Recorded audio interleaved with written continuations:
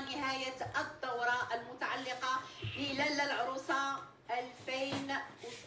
وجا وقت الحسم، وجا وقت أننا نعلنوا شكون الفائز بهذه الدورة كيف من المملكة. وطبعا كل برايم كيتقصى واحد حتى بقات معنا مدينة الجديدة وممثلي الجالية الإيطالية، طبعا ممثلي الجالية المغربية بإيطاليا، طبعا بفارق نقط 3 ديال النقاط ما بين الفائز في المرتبة الأولى والفائز طبعا في هذه الدورة والمرتبة الثانية، والحاصلين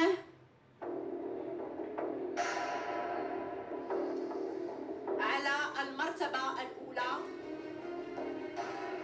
وبما مجموعه 24 نقطة، واللي كتخولهم أمامكم الآن مشاهدينا وأمام كل المغاربة داخل وخارج الوطن أنهم يفوزوا بهذه الدورة ديال 2016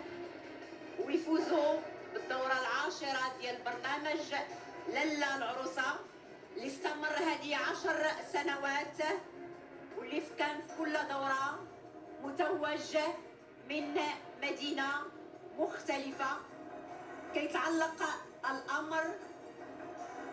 ولأول مرة والفائزين بهذه الدورة هم ممثلي مدينة الجديدة.